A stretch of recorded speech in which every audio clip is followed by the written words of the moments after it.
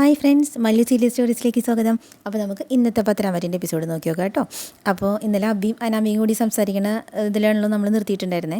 അപ്പോൾ അനാമിക പറയണ്ടല്ലോ 20 കോടി തരാമെന്ന് പറഞ്ഞ് വിളിച്ചിട്ട് എൻ്റെ അച്ഛൻ്റെ കാരണത്താണ് അയാൾ അടിച്ചത്, എന്നിട്ടാണ് അയാൾ അവിടെ വന്നിട്ട് 20 കോടി തന്നെന്ന് പറഞ്ഞതെന്ന് പറഞ്ഞിട്ട് കേട്ടോ. അപ്പോൾ അബി ഞെട്ടി നിൽക്കുകയാണ്. അത് ശരി, നടന്ന സംഭവമൊക്കെ ഒളിച്ച് വെച്ചിട്ട് അത് എല്ലാവരും ഒന്ന് പരീക്ഷിച്ചതാണല്ലോ അങ്ങേരിയെന്ന് പറയുന്നുണ്ട് കേട്ടോ. അപ്പോൾ നമ്മുടെ അനാമിക പറയുന്നുണ്ട്, അതേ ഞങ്ങൾ തിരിച്ചടി കൊടുത്തോളാം. ആദ്യം കൊച്ചുമോൻ എൻ്റെ കാരണത്തടിച്ചു, ഇപ്പോൾ അതേ മുത്തച്ഛൻ എൻ്റെ അച്ഛൻ്റെയും. ഇത് ഞങ്ങളങ്ങനെ വെറുതെ വിടാൻ പോകില്ല ബേട്ടാന്ന് പറയുന്നുണ്ട് കേട്ടോ. പിന്നെ അബിക്ക് കിട്ടിയ അവസരമാണല്ലോ. അപ്പോൾ അബി പറയുന്നുണ്ട്, അങ്ങനെ വെറുതെ വിടരുത്, ഇപ്പോൾ കൊച്ചുമോനൊപ്പം മുത്തച്ഛനെയും കോടതിയിൽ കയറ്റാൻ പറ്റിയ അവസരമാണ്, അതെന്തിനാ വെറുതെ പാഴാക്കി കളയണത്? അങ്ങ് കിളവ് എന്തായാലും കൊള്ളാം, എത്ര നന്നായിട്ട് ഇവിടെ കിടന്ന് നാടകം കളിക്കണതെന്ന് പറയുന്നുണ്ട് കേട്ടോ.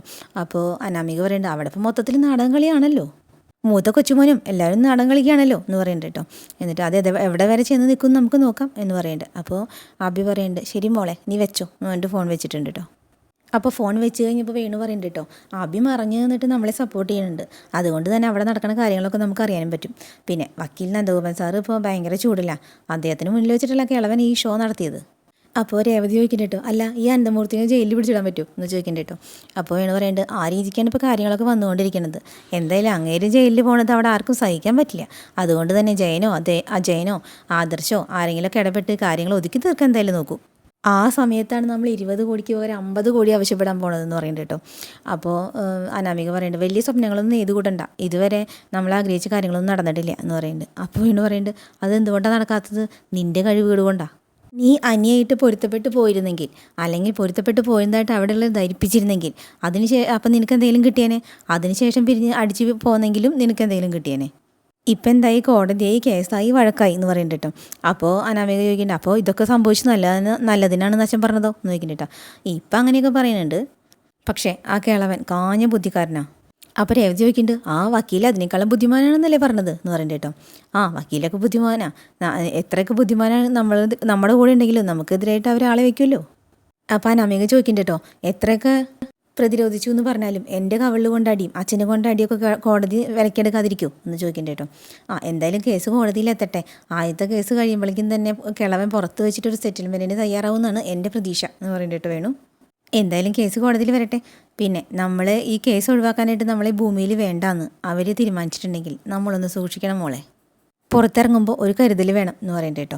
അപ്പം അനാമിക ഇങ്ങനെ ആലോചിച്ച് നിൽക്കുന്നുണ്ട്. ഈ സമയത്ത് 20 കോടി കൊടുത്തു എന്ന് തന്നെയാണല്ലോ എല്ലാവരും വിശ്വാസം.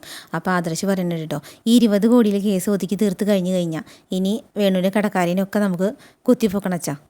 അപ്പം നയന പറയുന്നുണ്ട് കേട്ടോ, അതൊക്കെ നന്ദു ചെയ്തോളൂ എന്ന് പറയുന്നുണ്ട്. അപ്പോൾ നമ്മുടെ അനിയുടെ അമ്മ അങ്ങനെ നോക്കുന്നുണ്ട് ദേഷ്യം ജാനകി കേട്ടോ. എന്നിട്ട് പറയുന്നുണ്ട്, നയന പറയുന്നുണ്ട്, അവളിപ്പോൾ ഇത് സീരിയസ് ആയിട്ട് എടുത്തിരിക്കുക, കോടതിയിൽ അവളുടെ പേരിൽ കേസൊന്നും സ്റ്റേഷനിൽ അവളുടെ പേരിൽ കേസൊന്നും ഇല്ലെങ്കിലും ഇതിൻ്റെയൊക്കെ തുടക്കം അവളും അനിയും തമ്മിലുള്ള ബന്ധത്തിൽ നിന്നാണല്ലോ.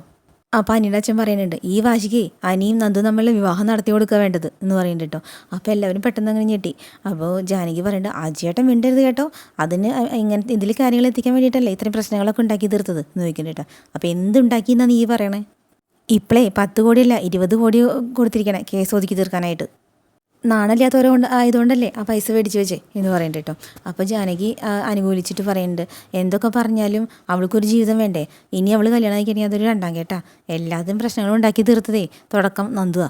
അപ്പോൾ ദേവേനി പറയുന്നുണ്ട് കേട്ടോ, ഇനിയിപ്പോൾ അതേ പറ്റിയൊന്നും പറയണ്ട, മരുമകളെ എപ്പോഴും ന്യായീകരിക്കണം നിൻ്റെ സ്വഭാവം ഉണ്ടല്ലോ, അത് കുറച്ച് ഓവറാ ജാനകി എന്ന് പറയുന്നുണ്ട് കേട്ടോ. അപ്പോഴേക്കും അബി ഇത് പറയാനായിട്ടാണ് തോന്നുന്നുണ്ട് ഇറങ്ങി വരുന്നുണ്ട് കേട്ടോ. എന്നിട്ട് പറയുന്നുണ്ട് കേട്ടോ, അതേ മുത്തച്ഛൻ നമ്മളാരും കരുതുന്ന പോലെ മണ്ടനൊന്നുമല്ല, മുത്തച്ഛൻ കാലാണ് അനാമികയുടെ അച്ഛന് കൊടുത്തിട്ടില്ല.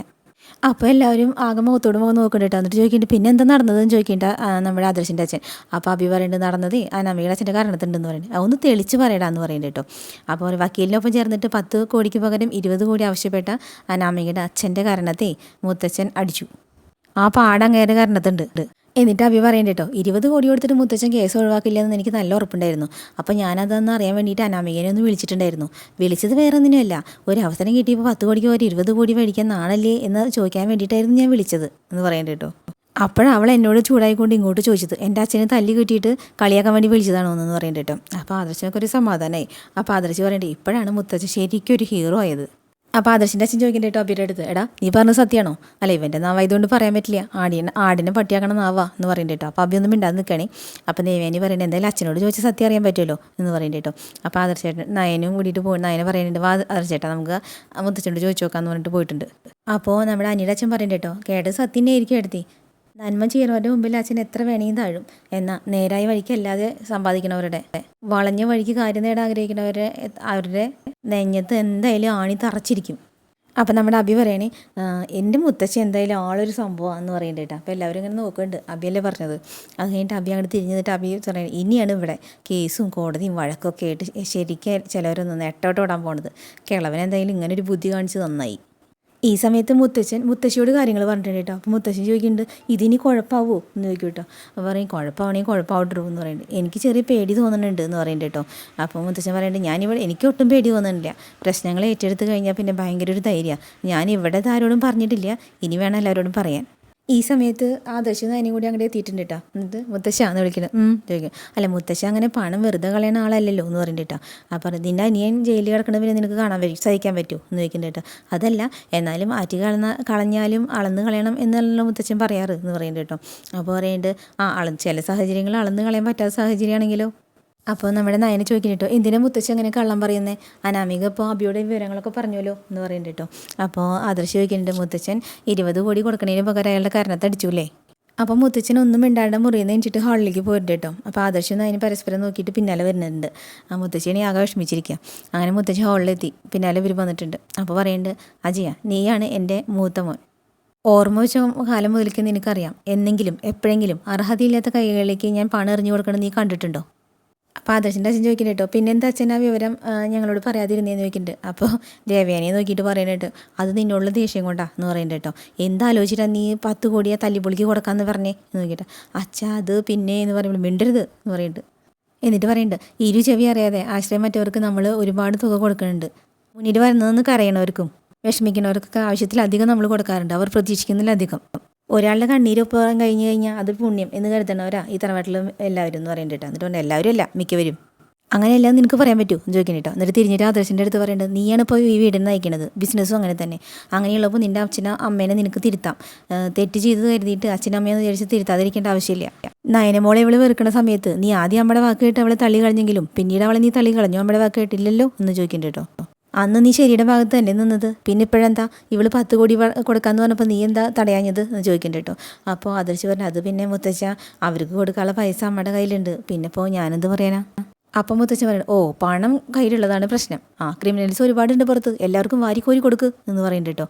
അപ്പോൾ ആദർശം ദേവേനെയൊക്കെ തലതാത്തി നിൽക്കുകയാണേ. അപ്പോൾ അനിയുടെ അച്ഛൻ ചോദിക്കുന്നുണ്ട്, അച്ഛാ ഇനിയിപ്പോൾ കേസ് ഒന്നുകൂടി ബലപ്പെടില്ലേ? കേസ് ബലക്കട്ടെ, അതിനുള്ള വക്കീലന്മാരെ നമുക്ക് കണ്ടെത്താം എന്ന് പറയുന്നുണ്ട് കേട്ടോ. എൻ്റെ കൊച്ചുമോന് പിന്നാലെ അയാളുടെ വക്കീലിന് മുന്നിൽ വെച്ചിട്ട് തന്നെ ഞാൻ അയാളുടെ കാരണത്തടിച്ചത്. ഇനിയിപ്പോൾ എൻ്റെ പേരിലും കേസ് കൊടുക്കട്ടെ, ഞാനും എൻ്റെ കൊച്ചുമോൻ്റെ പിന്നാലെ പോയി ജയിലിൽ എടുക്കും അന്തസ്സായിട്ട്. എന്നാലും അവനെ പോലുള്ളവർക്ക് കാലണ കൊടുത്തിട്ട് ഉള്ളൊരു പരിപാടി വേണ്ട. എൻ്റെ കുഞ്ഞുമോൻ അനിയനെ അയാളുടെ മോള് ഇവിടെ ഇട്ടിട്ട് എന്തൊക്കെ കഷ്ടപ്പെടുത്തിയെന്ന് എനിക്ക് നന്നായിട്ട് അറിയാം. എല്ലാം കണ്ടില്ല കേട്ടില്ല എന്ന് നടിച്ചിട്ട് ഞങ്ങൾ നടുക്കരുത് ഞാനും വസുന്ധരയും. കാലം മാറി, മക്കളും കൊച്ചുമക്കളും കൂടിയിട്ട് തല നരച്ചവരെ പുരാവസ്തു ആക്കി. കഴിഞ്ഞ കാലത്തെ കുടുംബത്തിൻ്റെ കഥയൊക്കെ പറയണത് പുതിയ തലമുറയ്ക്കൊരു നേരം പോക്കായി. അതിൽ നിന്നൊക്കെ വ്യത്യസ്തമായി പോകുന്ന തറവാടാണ് അനന്തപുരി തറവാട്. ഞാനും വസുന്ധരയും ജീവിച്ചിരിക്കുന്നിടത്തോളം കാലം അതങ്ങനെ തന്നെ കൊണ്ടുപോകണമെന്ന് ഞങ്ങൾക്ക് ആഗ്രഹമുണ്ട് എന്ന് പറയുന്നുണ്ട് കേട്ടോ. അപ്പോൾ ആദർശിൻ്റെ അച്ഛൻ പറയുന്നുണ്ട്, അച്ഛനും അമ്മ ഇല്ലാത്ത കാലത്തും അതിനൊരു മാറ്റം ഉണ്ടാവില്ല അച്ഛാ. അങ്ങനെ സംഭവിക്കാതിരിക്കണമെങ്കിൽ ഇതുപോലുള്ള ഭീഷണികൾ വരുമ്പോൾ അതിന് മുന്നിൽ മുട്ടുമടക്കരുത്. എന്നെ വേണുവിൻ്റെ മോള് അധിക്ഷേപിച്ചതാണ് എനിക്ക് തോന്നുന്നത്. എനിക്ക് വേണ്ടിയാണ് എൻ്റെ കൊച്ചുമോൻ അവളുടെ കാരണത്തടിച്ചത്. അത് അവൻ്റെ അച്ഛനോടും അപ്പൂപ്പനോടുള്ള സ്നേഹം കൊണ്ടാണ്. അങ്ങനെ സ്നേഹിക്കുന്ന കൊച്ചുമകളേനെ പ്രശ്നം ഉണ്ടാവുമ്പോൾ വിമർശിക്കാതെ അവർക്ക് ധൈര്യം കൊടുത്ത് കൂടെ ചേർത്ത് നിർത്തുകയാണ് വേണ്ടത്. അങ്ങനെയാണ് വീട്ടിലെ മുതിർന്നവർ ചെയ്യേണ്ടത്. എന്നിട്ട് മുത്തച്ഛൻ വിഷമിച്ച് പറയുന്നുണ്ട് കേട്ടോ, അനിയനെ ഞാൻ ഒരിക്കലും കുറ്റപ്പെടുത്തില്ല.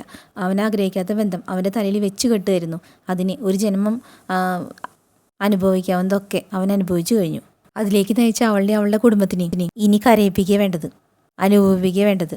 അതിൻ്റെ തുടക്കം എന്നോണം എൻ്റെ ഈ 5 വിരലുകൾ ഇപ്പോൾ അവൻ്റെ കാരണത്തുണ്ട്. വക്കീലിന് 2 പൊട്ടിക്കണമെന്ന് ആദ്യം കരുതിയത്, പിന്നെ അത് അയാളുടെ തൊഴിലല്ല അയാൾ ചെയ്യണേ. അതുകൊണ്ടാണ് പിന്നെ അയാൾ വെറുതെ വിട്ടത്. അനന്തപുരി തറവാട്ടിൽ പണം കായ്ക്കണ ഒരു മരം ഉണ്ടെന്ന് എല്ലാവരും പറയാറുണ്ട്. ആ മരം കുലുക്കിയ പണം വീഴുമെന്നും പറയാറുണ്ട്. പക്ഷേ കഠിനാധ്വാനം ചെയ്ത് നല്ല സ്വർണം കൊടുത്തിട്ടാണ് നമ്മൾ ഈ കാശുണ്ടാക്കിയതും പണം ഉണ്ടാക്കിയതൊക്കെ. ആ പണം തിന്മ ചെയ്യണവർക്ക് കൊടുക്കാനുള്ളതല്ല. 20 കോടി വേണമെങ്കിൽ വെറുതെ കളയും, പക്ഷേ അർഹതയില്ലാത്തവർക്ക് അത് കൈമാറാൻ പാടില്ല എന്നും പറഞ്ഞിട്ട് മുത്തച്ഛൻ തിരിച്ചുപോയി. മുത്തച്ഛൻ പോയി ബാക്കിയുള്ളവർ എന്ത് പറയണമെന്ന് അറിയാതെ ആകെ ഒന്നും മിണ്ടാതെ നിൽക്കണം കേട്ടോ. അങ്ങനെ മുത്തച്ഛൻ നേരെ പോയിരിക്കണത് നമ്മുടെ മട്ടുപ്പാവൽ മുകളിൽ അനി നിൽക്കുന്നുണ്ട്. അനി ഇതൊന്നും അറിഞ്ഞിട്ടില്ലല്ലോ, ആകെ വിഷമിച്ച് നിൽക്കണം കേട്ടോ അനി. അപ്പോൾ ആ സമയത്ത് മുത്തച്ഛൻ ചെന്നിട്ട് പുറകിലിങ്ങനെ തട്ടിയിട്ട് ചോദിക്കണം, ഇന്ന് കാമുകി വിളിച്ചൊന്നുമില്ലേടാ? അപ്പം അനി ഒന്നും അറിയാത്ത ഒരു കാമുകിയോ എന്ന് ചോദിക്കണ്ടേട്ടാ. നീ സ്നേഹിക്കേണ്ട പെൺകുട്ടി ഉണ്ടല്ലോ, അവൾ വിളിച്ചൊന്ന് ചോദിച്ചേ എന്ന് പറയണ്ടേട്ടോ മുത്തച്ഛൻ. ഞാനെന്തിനാ അവളെ വിളിക്കണേ എന്ന് ചോദിക്കുന്നുണ്ട്. അപ്പോൾ പറയുന്നുണ്ട്, അല്ല സ്നേഹിക്കുന്ന പെൺകുട്ടികളെ വിളിക്കാൻ പ്രത്യേകിച്ച് കാരണമൊന്നും വേണ്ടല്ലോ, അതുകൊണ്ട് ചോദിച്ചതാ. അപ്പോൾ അനി അത്ഭുതത്തോടു കൂടി ചോദിക്കണ്ട കേട്ടോ, മുത്തച്ഛനെന്ത് എങ്ങനെയൊക്കെ ചോദിക്കണേ എന്ന് പറയുന്നുണ്ട് കേട്ടോ. അപ്പോൾ എടാ മോനെ, നിൻ്റെ അനാമികൻ ഡിവോഴ്സ് എന്തായാലും നടക്കും, ഇനിയിപ്പോൾ അതിന് വലിയ താമസമൊന്നുമില്ല.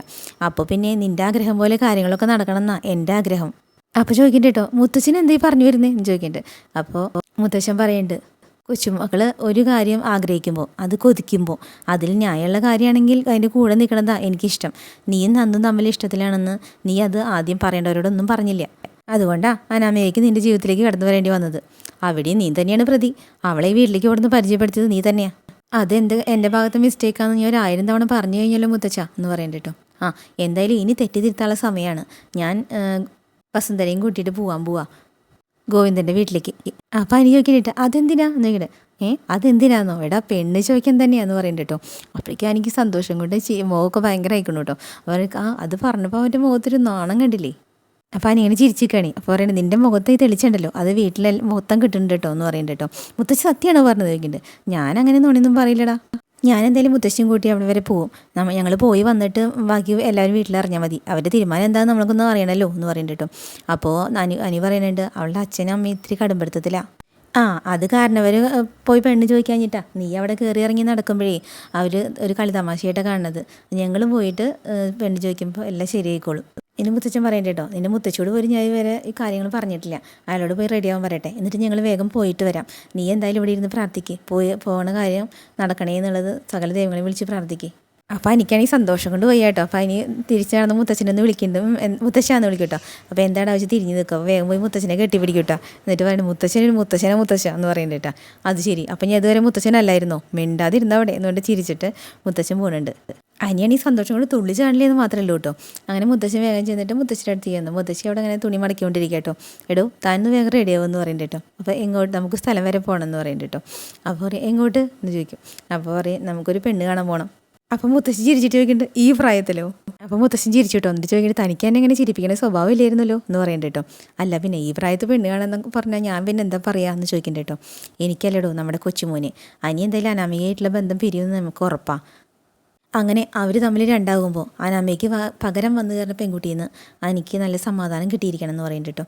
അപ്പോൾ മുത്തശ്ശി ചോദിക്കുന്നുണ്ട്, അതിനെ പറ്റി ആരെയും ഇപ്പോൾ കണ്ടുവച്ചിരിക്കണേ? അങ്ങനെ ഒരാളെ കണ്ടുവച്ചിട്ടുണ്ട് എന്ന് പറയുന്നുണ്ട് കേട്ടോ. അവനോട് പറഞ്ഞു അവന് വേണ്ടിയിട്ട് പെണ്ണ് കാണാൻ പോവാണെന്ന് ചോദിക്കുന്നു കേട്ടോ മുത്തശ്ശി. അപ്പോൾ മുത്തശ്ശൻ പറയുന്നുണ്ട്, പിന്നെ അവനോട് ഇത് പറഞ്ഞപ്പോൾ അവന് ഈ ലോകം കീഴടക്കിയ സന്തോഷമായിരുന്നു. അപ്പോൾ മുത്തശ്ശി കാര്യം വേണ്ടിയിട്ട് മുത്തശ്ശി ചോദിക്കുന്നത്, അങ്ങനെ അവൻ സന്തോഷിക്കണമെങ്കിൽ പെണ്ണ് നന്ദു ആയിരിക്കണമല്ലോ എന്ന് പറയുന്നുണ്ട് കേട്ടോ. നന്ദു തന്നെ എന്ന് പറയുന്നുണ്ട്. നന്ദുമോളാണോ ചോദിക്കുന്നു കേട്ടോ മുത്തശ്ശി. പക്ഷേ അവർ തമ്മിൽ ഒന്നിക്കുന്നത് ഗോവിന്ദനും കനയ്ക്കും ഇഷ്ടമല്ലല്ലോ. പിന്നെ നയനയ്ക്ക് നവ്വിക്കാണെങ്കിലും താല്പര്യമില്ല. ജാനകിയുടെ കാര്യമാണെങ്കിൽ ഇവനെ പറയും വേണ്ട എന്ന് പറയുന്നുണ്ട് കേട്ടോ. അപ്പം മുത്തശ്ശൻ പറയുന്നുണ്ട്, ആദ്യം നമ്മൾ പോയി കാണേണ്ടത് ഗോവിന്ദനും കനകേനെയാണ്. അവർക്ക് ഇഷ്ടമാണെങ്കിൽ പിന്നെ കുട്ടികൾ ഒന്നിച്ച് ജീവിക്കട്ടെ. അത് വളരെ സന്തോഷമുള്ള കാര്യം തന്നെയാണ്. അല്ലെങ്കിൽ തന്നെ മനസ്സുകൊണ്ട് ഇഷ്ടമുള്ളവരല്ലേ ഒന്നിച്ച് ജീവിക്കേണ്ടത് എന്ന് ചോദിക്കണ്ട കേട്ടോ മുത്തശ്ശി. അപ്പോൾ പറയുന്നത്, അവർ തമ്മിൽ നേരത്തെ ഒന്നിക്കാത്തതിന് കാരണേ നമ്മൾ ആ ഇഷ്ടം അറിയാൻ വൈകിപ്പോയതുകൊണ്ടാണ്. അനിയും തമ്മിലുള്ള കല്യാണം കഴിഞ്ഞതിന് ശേഷം നമ്മൾ കാര്യങ്ങളൊക്കെ അറിയണത്. എന്തായാലും ആ തെറ്റി ഇനി നമുക്ക് തിരുത്തണം. അനിയാണെങ്കിൽ അവനെ ഏൽപ്പിച്ച കാര്യങ്ങളൊന്നും നടത്താതെ ഏത് സമയം നന്ദുവിൻ്റെ പിന്നാലെയാണ്. അവൻ്റെ ജീവിതത്തിൻ്റെ അടുക്കും ചുറ്റും വരണമെങ്കിൽ അവനെ ഇഷ്ടപ്പെടുന്ന ആൾ അവൻ്റെ ജീവിതത്തിലേക്ക് വരണം. അതിനി നമ്മളായിട്ട് ചേർക്കാതിരിക്കുന്നത് നല്ലതല്ല. അപ്പോൾ പിന്നെ മുത്തശ്ശി ഇത് കേട്ട് ഭയങ്കര സന്തോഷമായിട്ടാണ്. മുത്തശ്ശി പറയും, എന്നാൽ പിന്നെ ഞാനൊന്ന് റെഡി ആയിട്ട് വരാമെന്ന് പറഞ്ഞിട്ട് പെട്ടെന്ന് പോയിട്ടുണ്ട് കേട്ടോ. പിന്നെ കാണിക്കേണ്ടത് നമ്മുടെ വേണു ഉമ്മർത്തിരുന്ന് പേപ്പർ വായിക്കുന്നുണ്ട്. അപ്പോഴേക്കൊരു പോലീസ് വണ്ടി വന്ന് നിന്നിട്ടുണ്ട് കേട്ടോ. അതിന്ന് നന്ദൂട്ടനും ടീമൊക്കെ ഇറങ്ങി വരുന്നുണ്ട്. അപ്പോൾ വേണു വേണ്ടിയിട്ട് എന്ന് പറയണ്ടിട്ട്. അപ്പോൾ പറയും, വന്ന് വണ്ടി കയറണമെന്ന് പറയേണ്ടിട്ട് നന്ദൂട്ടൻ. അപ്പോൾ പറയുന്നുണ്ട്, അത് വണ്ടി കയറാനോ, ഞാൻ എന്ത് തെറ്റ് ചെയ്തത് എന്ന് പറയേണ്ടിട്ട്. അയ്യോ താൻ ചെയ്ത് തെറ്റൊക്കെ സ്റ്റേഷനിൽ എന്നിട്ട് പറയാം. അപ്പോഴേക്കും അനാമിക രേവതിയൊക്കെ അവിടെ വന്നിട്ടുണ്ട് കേട്ടോ. അപ്പോൾ നന്ദൂട്ടൻ പറയേണ്ടി, ഇവിടെ തൻ്റെ വീട്ടിൽ വെച്ചിട്ട് തൻ്റെ തരികളുടെ കാര്യങ്ങളൊക്കെ പറഞ്ഞിട്ട് ബോധ്യപ്പെടുത്തി തന്നെ കൊണ്ടുപോകേണ്ട കാര്യമൊന്നും പോലീസിനില്ല, അങ്ങോട്ട് കയറടോ എന്ന് പറയുന്നുണ്ട് കേട്ടോ. അപ്പോൾ അനാമിക ചോദിക്കുന്നുണ്ട്, പ്രതികാരം തീർക്കാമല്ലേ എന്ന് പറയുന്നുണ്ട്. ആണെങ്കിൽ ഇപ്പം എന്താ കുഴപ്പം? എന്നിട്ട് അനാമികയോട് പറയുന്നുണ്ട്, നിന്നെ കൊണ്ടുപോയി ഞാനൊരു ദിവസം വരുന്നുണ്ട്. ഈ നാട്ടിലെ ഡ്രഗ്സ് ഉപയോഗിക്കുന്ന പല പയ്യന്മാരായിട്ട് നിനക്ക് നല്ല അടുപ്പുണ്ട്. അന്ന് അവന്മാർക്കൊപ്പമായിരിക്കും നിന്നെ ഞാൻ സ്റ്റേഷനിലേക്ക് കൂട്ടിക്കൊണ്ടുപോകണത്. നീ കൊടുത്ത ചാനൽ വാർത്തയില്ലേ, അതിനേക്കാൾ കൂടുതൽ സംസാരിക്കാനേ ഇവിടെ പുറത്ത് ആൾക്കാരുണ്ടായിരിക്കും. അത് നീ ഓർത്തോ എന്ന് പറയുന്നുണ്ട് കേട്ടോ. എന്നിട്ട് പറഞ്ഞത് കേട്ടില്ലേ തന്നോട് നടക്കാൻ എന്നും പറഞ്ഞിട്ട് വേണ്ടി ഷർട്ടിൻ്റെ കോളർ കുത്തി പിടിച്ച് വലിച്ചുകൊണ്ട് പോയിട്ടുണ്ട്. അങ്ങനെയാണ് കേട്ടോ ഇന്നത്തെ പത്രമായിട്ട് അവസാനിപ്പിച്ചിട്ടുള്ളത്. അപ്പോൾ നാളത്തെ എപ്പിസോഡായിട്ട് നാളെ വീണ്ടും വരാം കേട്ടോ. Okay, bye. അപ്പോൾ നമ്മുടെ ചാനൽ ഇഷ്ടപ്പെടുമെങ്കിൽ ലൈക്ക് ചെയ്യാനും സബ് ചെയ്യാനും മറക്കരുത് കേട്ടോ.